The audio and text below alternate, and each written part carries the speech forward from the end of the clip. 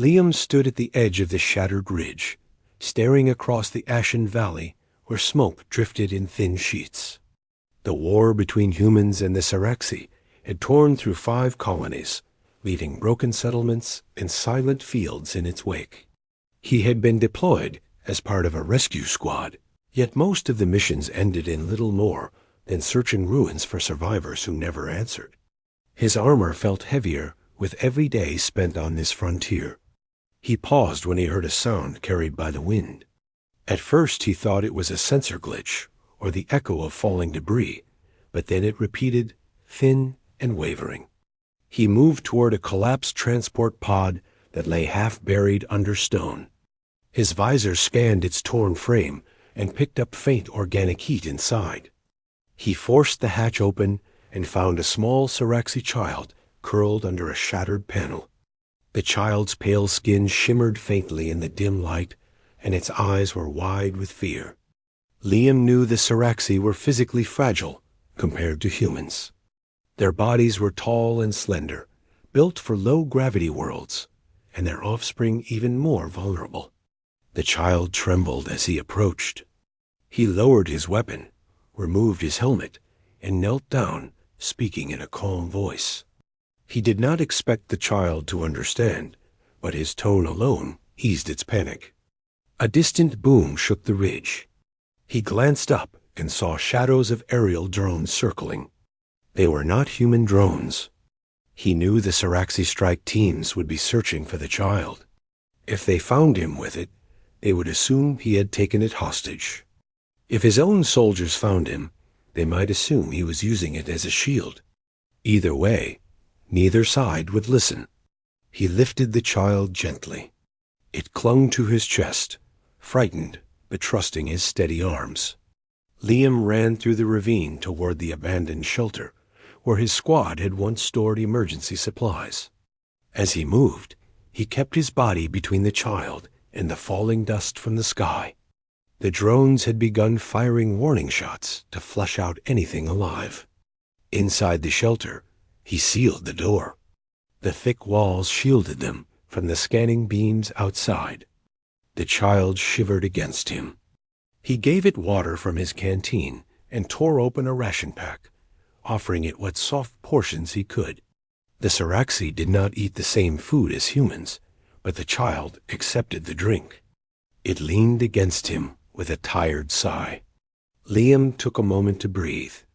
If he returned to base with the child, he might be accused of aiding the enemy. If he abandoned the child, it would die in minutes. The memory of his sister back home floated into his mind, reminding him that innocence should never be caught in the crossfire of decisions made by leaders who never set foot on these ruined lands.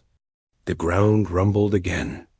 He checked his sensors and saw multiple signatures approaching. Not humans. The patterns matched Saraxi tracking teams. They were closing in? He shielded the child with his body as dust shook down from the ceiling. The door burst open with a flash of pressure. Liam rose with his weapon ready, but he froze when he saw who stood there. A Saraxi female stepped inside, taller than he had expected, her skin marked with soft silver lines that glowed faintly. Her posture was tense, but her eyes widened as she saw the child in his arms. She spoke in her language, the words flowing like clear water. The child cried back to her. She moved forward with a mix of urgency and disbelief. Liam realized she must be the mother. Her gaze fixed on him, not with hatred, but with confusion.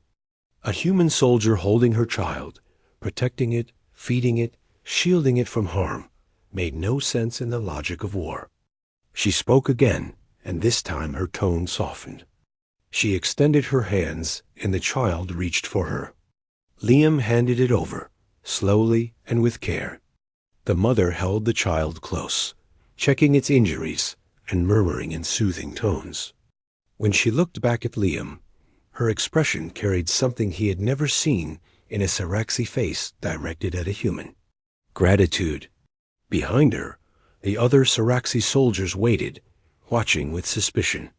One stepped forward, weapon angled toward Liam, but the mother snapped a command. The soldier froze, then lowered the weapon.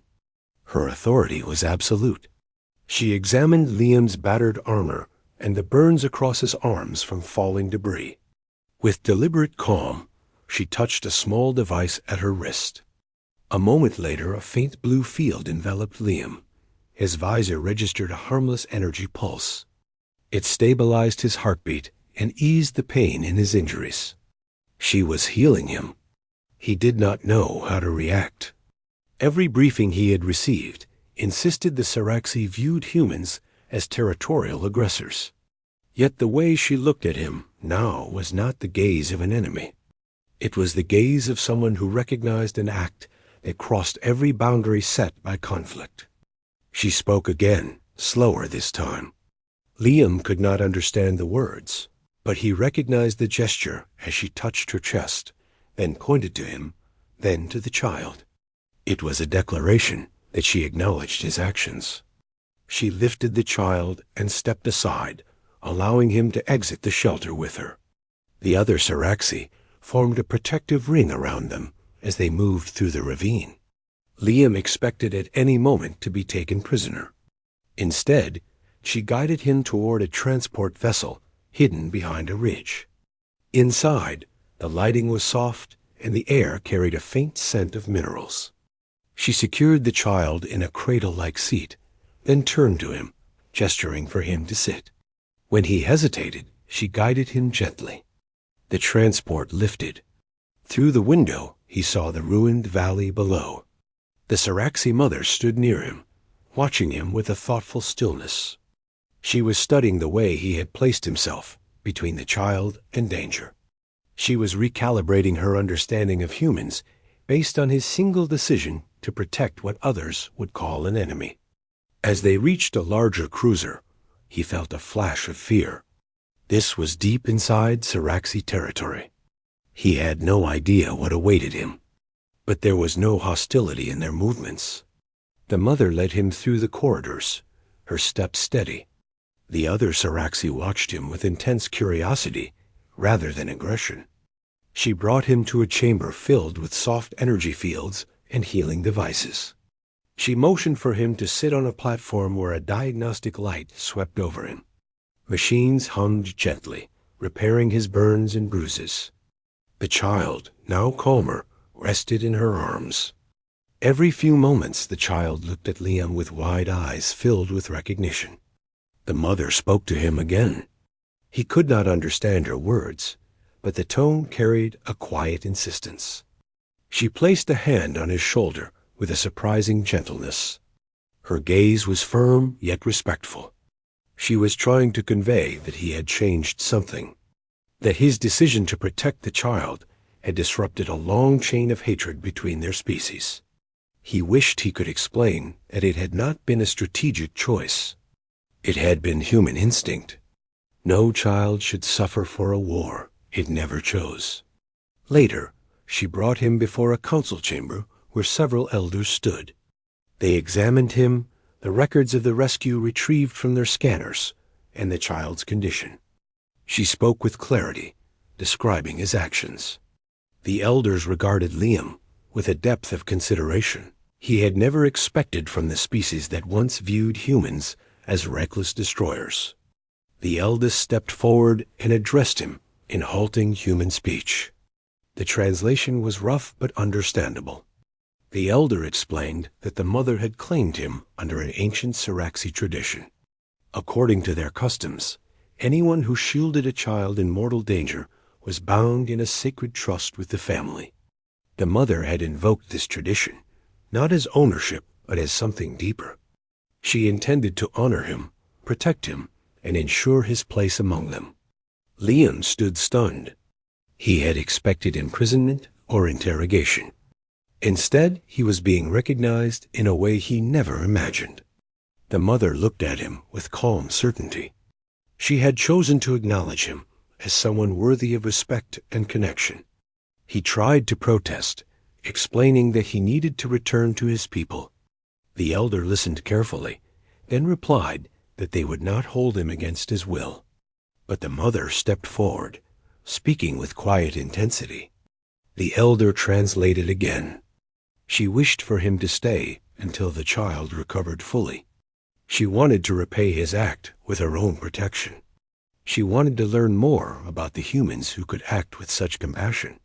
And she wanted the child to grow while remembering the one who saved its life. He considered her request. Returning to human territory would mean reporting everything he had seen. It could disrupt the war or ignite new arguments among military leaders. Staying meant stepping into a world he did not understand, but one that seemed ready to welcome him. He agreed to stay for a short time. The mother bowed her head in gratitude, a gesture mirrored by the elders. In the days that followed, Leon learned more about the Siraxi than any human had before. Their culture was built on harmony with their environment and deep bonds of trust within families. The mother, whose name he learned was Rava, guided him through their habitats, their learning halls, and their healing chambers.